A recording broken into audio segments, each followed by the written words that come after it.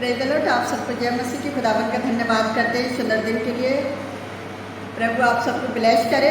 तो आज का हम वचन में जाने से पहले जोरदार तालियों से परमेश्वर का स्वागत करते हैं। हालेलुया। तो आज का जो प्रकाशन लिया गया है रोमियो 6:15। तो इस वचन को कोई पढ़ेगा। और आज का जो टॉपिक है धार्मिकता के दास, कोई पढ़ेगा। तो क्या हुआ, क्या हम इसलिए पाप करें कि हम व्यवस्था के अधीन नहीं वरन अनुग्रह के अधीन हैं? कदापि नहीं। हालेलुया। अगर हम 17 में देखेंगे तो उसमें लिखा हुआ है, परंतु परमेश्वर का धन्यवाद हो कि तुम जो पाप के दास थे अब मन से उस उपदेश के मानने वाले हो गए हो जिसके सांचे में ढाले गए हो। हालेलुया। 18 में पढ़ेंगे, और पाप से छुड़ाए जाकर धर्म के दास हो गए हो। हालेलुया। हम परमेश्वर यहोवा का धन्यवाद करते हैं। और अगर हम 20 में देखेंगे, जब तुम पाप के दास थे तो धर्म की ओर से स्वतंत्र थे। हालेलुया। आज भी हम आज़ाद हैं। अगर हम 23 में पढ़ेंगे तो उसमें लिखा है, क्योंकि पाप की मजदूरी तो मृत्यु है, परंतु परमेश्वर का वरदान हमारे प्रभु यीशु मसीह में अनंत जीवन है। हालेलुया। क्योंकि हम जो मसीह में विश्वास करते हैं और व्यवस्था के अधीन नहीं, हम अनुग्रह के अधीन हैं। हालेलुया। और अगर हम 14 पद में देखेंगे इसी में, तो उसमें लिखा है कि पाप की प्रवृत्ति तुम पर ना होगी, क्योंकि तुम व्यवस्था के अधीन नहीं वरन अनुग्रह के अधीन हो। इसलिए हम व्यवस्था के अनुसार दंड नहीं दिया जाएगा, क्योंकि अब हम दंड से मुक्त हैं। इसलिए हमें ये कहना चाहिए कि हम पाप करें। पौलुस हमें कहता है कि हम भी सोचते हैं कि हम पाप से बच सकते हैं, लेकिन पौलुस कहता है कि हम पाप ना करें।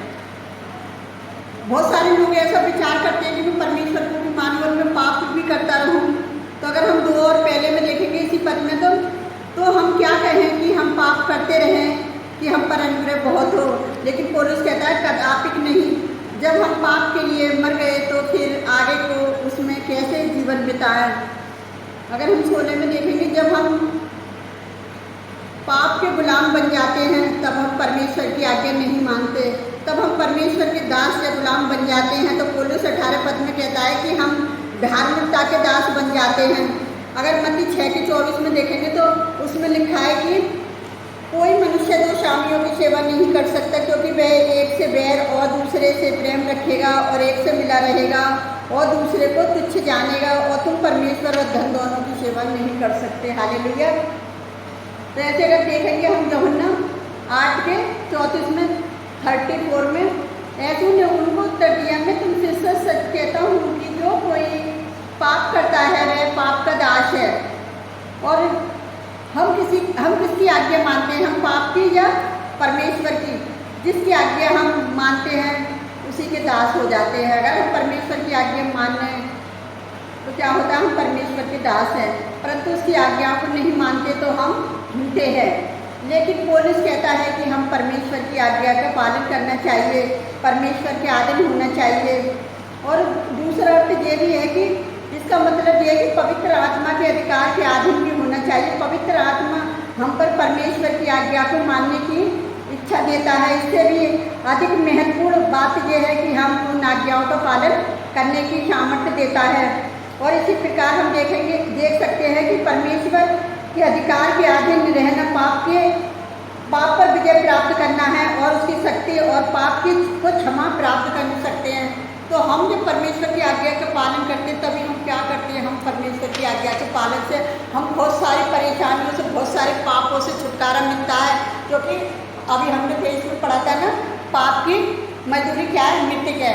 तो इसलिए परमेश्वर हमें हर एक जाति के लोगों को बचाना चाहता है। तो मैं परमेश्वर पिता का धन्यवाद करती हूँ सुंदर वचन के लिए। मैं आपको एक छोटी सी गवाही बताना चाहती हूँ कि कभी कभी ऐसा होता है कि परमेश्वर के लोग भविष्यवाणियाँ करते हैं तो कोई झूठी समझता है कि मैं विश्वास ही नहीं कर रहा, और जब वो आने वाले समय में भविष्यवाणी पूरी होती है तो तब उनको पता चलता है कि अच्छा, किसी ने मुझसे बोला था कि तेरे ऊपर किसी कारण विपत्ति आएगी। तो मैं आपको 2 भाइयों के बारे में बता रही हूँ कि मतलब दोनों नॉन क्रिश्चियन थे, वो क्रिश्चियन नहीं है, लेकिन मैंने उनके लिए एक बार भविष्यवाणी करी थी। वो हमारे घर पे आए थे, तो मैंने बोला था, भाई तेरा बड़ा भाई तुझे छोड़ देगा, तू अपना काम धंधा देख ले, तू अपना देख और अपना कुछ बन के दिखा। लेकिन उसने विश्वास नहीं करा। उसके मन में पता है क्या विचार आया होगा कि शायद ये मेरे भाई से मुझे अलग करना चाहते हैं। लेकिन मेरे प्रिय भाई बहनों, हम कौन होते हैं किसी को अलग करने वाले। और लेकिन आज वक्त ऐसा आ गया कि पता है बड़े भाई ने छोटे भाई को ऐसा धोखा दिया कि उसको पता है क्या करा, तो उसको इतनी परेशानियों में डाल दिया। अपनी अच्छे से शादी हो गई, सब कुछ हो गया, मकान बन गया, अपना सब कुछ अच्छा हो गया, और लेकिन छोटे भाई की ज़िंदगी को उसने इस तरह से तबाह कर दिया कि वो आज तक अपने ठिकाने पर नहीं है। क्योंकि मेरा मतलब मेरे मसीह भाई बहनों कहने के ऐसे कि हमें किसी को दुख दे के हम कभी भी सुखी नहीं रह सकते, क्योंकि परमेश्वर का वचन प्रेम है और वो हमें प्रेम सिखाता है। और परमेश्वर खुद एक प्रेमी है, क्योंकि प्रेम से बड़ी कोई चीज़ नहीं है। अगर हमारे अंदर प्रेम नहीं है तो फिर हम अपने भाई का आदर कैसे कर सकते हैं, क्योंकि हमारे अंदर प्रेम होना बहुत ज़रूरी है। लेकिन उस भाई ने अपने छोटे भाई को धोखा दिया, लेकिन उससे बड़ा धोखा उसे जब परमेश्वर देगा तो पता चलेगी। क्योंकि मनुष्य इंसान को धोखा देकर इंसान से बच सकता है, लेकिन परमेश्वर से कभी नहीं बच सकता। तो मैं अपने परमेश्वर यहोवा का धन्यवाद करती हूँ छोटी गवाही के लिए कि परमेश्वर ने हमें जो समय दिया कि मैं ये गवाही को बता सकूँ कि किस तरह से उस बच्चे के ऊपर बीत रही है, वो ही जानता है। लेकिन हमें किसी के भी साथ ऐसा नहीं करना चाहिए। हमेशा याद रखना चाहिए, आपकी बहन हो, भाई हो, पड़ोसी हो, कोई भी हो, कभी किसी को धोखा नहीं देना चाहिए। तो मैं अपने परमेश्वर यहोवा का धन्यवाद करती हूँ सुंदर गवाही के लिए। तो आइए हम आप सबके लिए प्रार्थना करते हैं, आपके हमारे साथ मिलकर प्रार्थना करें। हालेलुया हालेलुया, धन्यवाद धन्यवाद राजाओं के राजा, प्रभुओं के प्रभु, आपकी स्तुति हो, आपकी प्रशंसा हो। पिता महान और आदर के जो परमेश्वर है मेरे यहोवा परमेश्वर, जितने लोगों को आप पाप से बचाना चाहते हो पिता, अपने अनुग्रह में रखना चाहते हैं मेरे यहोवा परमेश्वर, आज मैं हर एक जन के लिए प्रार्थना करती हूँ पिता, जो उन्हें पाप के द्वारा प्यारे जो परमेश्वर शैतान अपनी ओर खींच लिया है पिता।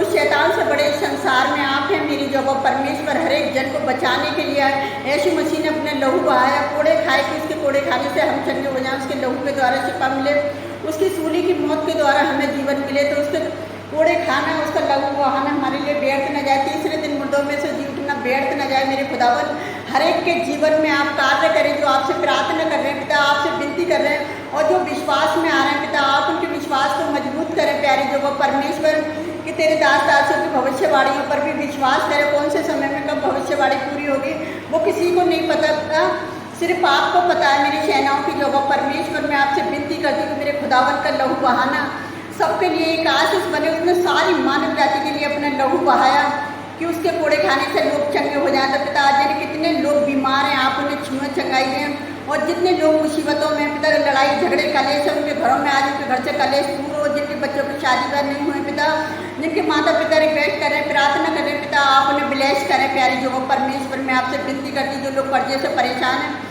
उन्हें कर्जे से आज़ाद करें प्यारी जो परमेश्वर। मैं हर एक जन की समस्याओं को आपके समीप रखती पिता, अपनी इंस्टाग्राम फैमिली को भी आपके हाथ में देती, यूट्यूब चैनल फैमिली को भी प्यारे जो परमेश्वर हर एक जन को आशीष देना। जितने लोग हमें लाइक कमेंट सब्सक्राइबर करते हैं प्यारे पिता परमेश्वर, हर एक जन को आशीष देना, और जो बच्चन को ग्रहण कर रहे हैं पिता, हमारे वीडियो को देखते हैं सुनते हैं पिता, आप उन्हें भी आशीष करना प्यारे जो परमेश्वर, ताकि वो भी अपनी कमेंट्सों को लिख सकें, अपनी समस्याओं को लिख सकें, ताकि हम ज़्यादा से ज़्यादा लोगों के लिए प्रार्थना कर सकें। मेरे जो परमेश्वर जो अनुग्रह आपका हम पर हुआ है कि हम दूसरों के लिए प्रार्थना कर सकें। तो पिता अपने अनुग्रह में रखें और आपकी दया हो जाए कि लोग ज़्यादा से ज़्यादा कमेंट्स करें और अपनी समस्याओं को लिखें, ताकि हम उनके परिवारों के लिए प्रार्थना कर सकें मेरे खुदावन। और हम आपसे क्या मांगे पिता, आप तो हमारे मांगने से पहले जानते हैं मेरे प्रभु, आपने हमारी छोटी सी प्रार्थना को सुना और कबूल किया, उसके लिए भी मैं धन्यवाद करती हूँ मेरे खुदावन। हम जो भी मांगते हैं यीशु नासरी के नाम पर आमीन।